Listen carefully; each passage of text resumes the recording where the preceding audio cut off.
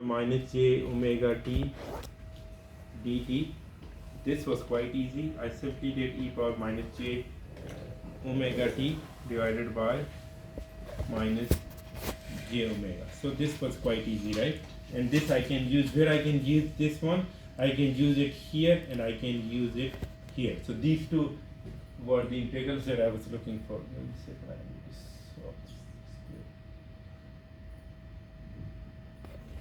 Okay. Now the second one was to find t e power minus j omega t dt. This is integration by part. To find integration by part, we choose something as a first function and something as a second. Normally the simplest function we choose as a first, because later on we have to take its derivative. So I'm choosing this as first function, I'm choosing it as u, and I'm choosing it as v. So how we write integration by part? First function into integration of second function minus derivative of first function and integral of second function, right? So it's mean that I will take first function, which would be t, I will write it as it, then I will take integral of this function, will put it here. Then in the next step I need to do two things together. One is take derivative of first one, which is t, which would be 1, and at the same time take the integral of second one. Once you will do these two steps, you will come up with something for which there is another integral still in place. Okay, so let's do that. So it's mean that is equals to u. U is simply t. Then integral of second. Let me write it in this way so that we can solve. Omega t. So this is second function minus derivative of first function. I will take it in a while, and then integral of second function dt, and there is another dt. Okay, let's start. So t, what is integral of this e power minus j omega t by, what is the integral for this e power minus j omega t? It's Yes. gonna be It's just written on the top, right? yeah, it's gonna be 1 by one minus over 7 left. Oh, e power minus j omega t divided by minus j WT. omega, right? Right. Then this integral will come in place. Now here we need to take derivative. So derivative of t is, what is derivative of t with respect to t? Is 1. What is derivative of t? 1. 1, right? Derivative of t, so d by dt of t is equals to 1. So it's mean that here we will write 1. And then again we have integral of e power minus j omega t, which would be the same thing, which is in equation number 1. So e power minus j omega t divided by minus j omega and dt. It means that now we are getting closer, we have one more integral to solve.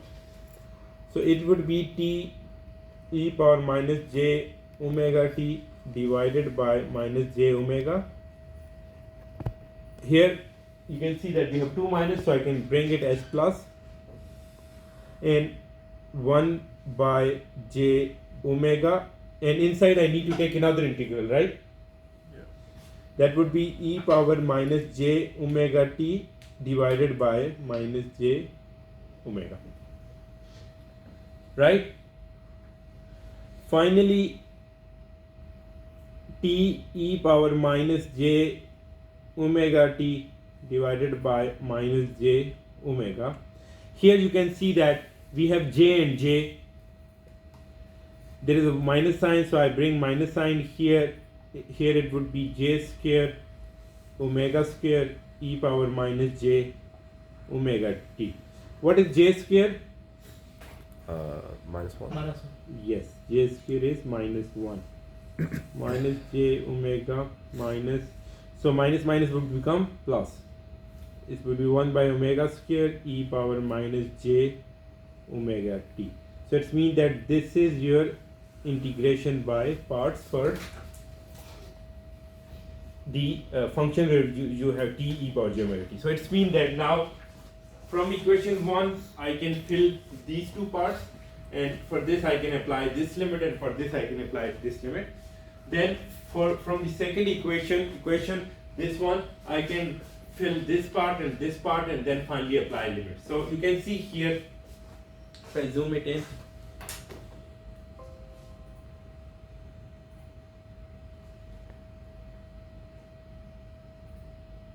okay, so from equation number 1 I came to know that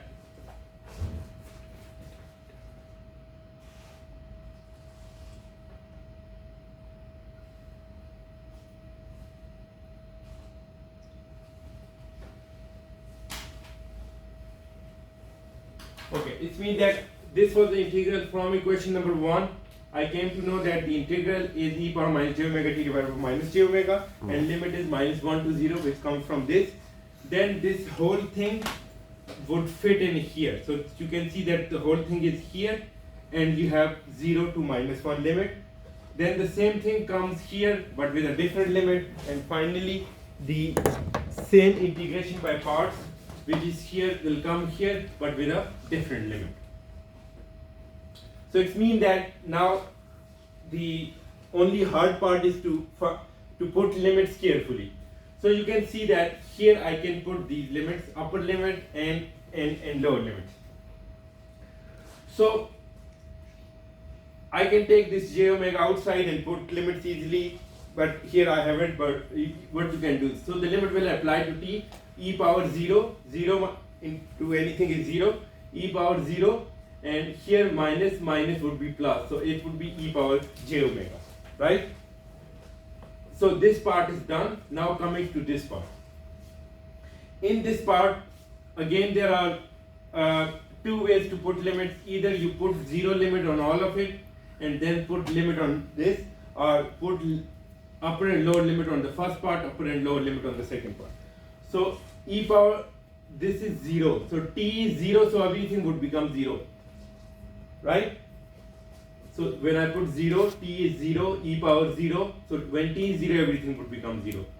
Similarly, when I put lower limit, this would become, t would become minus 1, and this would become e power j omega. So you can see that upper limit was 0, then minus sign with itself, then minus which comes from this, and e power j omega divided by minus j omega is here. Then to the second part.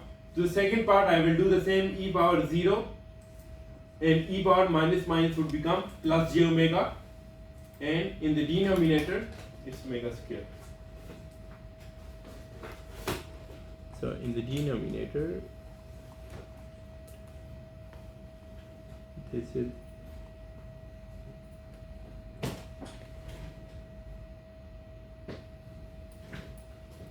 square. Okay. So it means that we put limit in this. Then the same applies for the next part. So you can see that again we have to apply limits here. So the upper limit is 1, so it would remain at e power minus j omega divided by the same thing, and the lower limit is 0, e power 0 divided by its own denominator.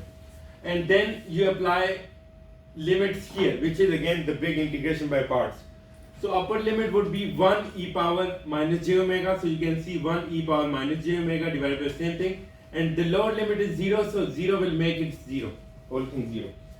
Then to this part upper limit is 1, so it would remain an e power minus j omega, and in the denominator again you have a square here, you have a square and a square here.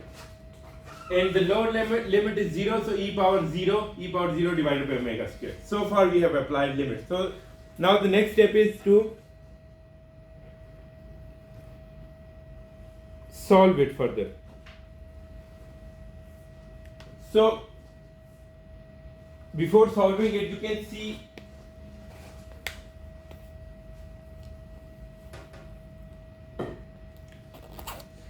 see here, wherever you have e power 0, it's 1, e power 0, it's 1, e power 0, it's 1, e power 0, everywhere you will see e power 0, you can put that thing 1. When I put everything 1, I get these terms. So you can see I get all these terms.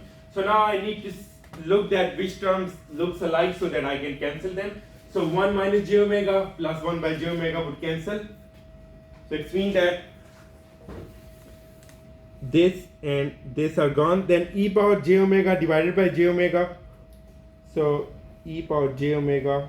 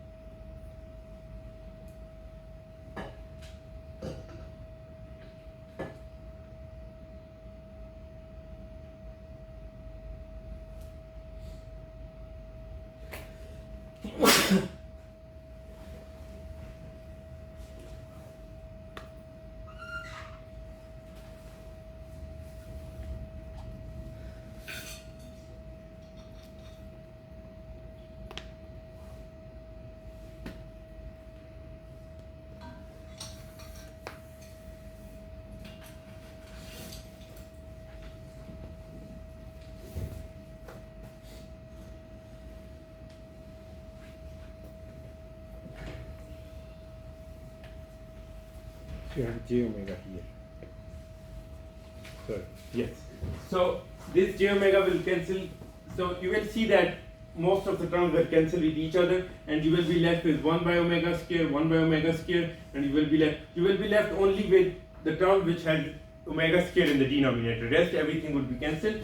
So finally, if we go further, you will see it comes out as 2 by omega square minus 2 by omega square, and inside you have this thing. So again, to make it sign, we need to multiply and divide by 2. So divide by 2 will come here and multiply will come here. So from here we can see that this is not sine, this is a cosine, right? And we can simply write it as cosine. If you go further, so we can simplify and finally we get to a sinc function. So this is how we find a Fourier transform for a rectangular function, and finally you get to know that here we don't have a sinc function, we have square of sinc function. So you can see that in here you have square of sinc function. So let's begin from this point. So it means that at this point you have 1 minus cos of omega.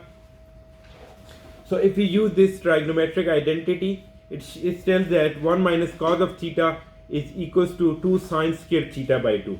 So if we write this function here, so you can see that it would be 2 and 2 times 2 would becomes 4 and sine square omega t. Now I can further expand it. How? If I write it here, it would be equals to 4. Inside I can write sine omega by 2 square divided by omega square. Now I can further expand it. It's 4 and I can write it as a whole because on both I have this square, so I can write it as like this because I have square on sine as well as I have square on omega, so I can write it in this way. So now the trickier part is that we do have square everywhere, but we need 2. Okay, so in order to get 2, we need to multiply 2 here and we need to divide 2 here. So it means that now we can get somehow this sine omega by 2 divided by omega by 2. But you can see this extra 2 part, we need to bring it out. And when we will bring it out, it has a square. So in the outside, it will be 4. So finally, you will see that you have sinc omega by 2 square as your output function, which is Fourier transform for a for a triangular function. And if we plot it in MATLAB, I have. Do you have access to Teams folder? Right, I added you all. So if you see, you will also see a MATLAB file.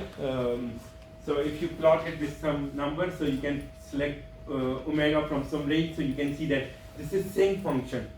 So but here it's square of sinc. So even you can see that you have lower values, because previously it was some big numbers but 0.8, 0.9, but when you take scale of lower number it becomes further low. So that's why you can see that your spikes are getting low magnitude. So this is how we find Fourier transform for a triangular function. So let me show you.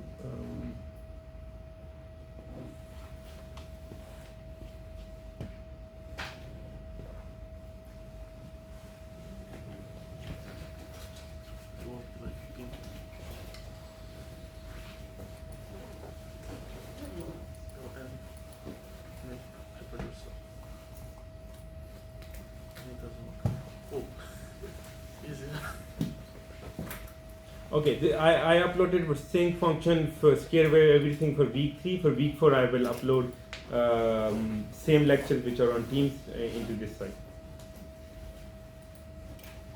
Any questions so far?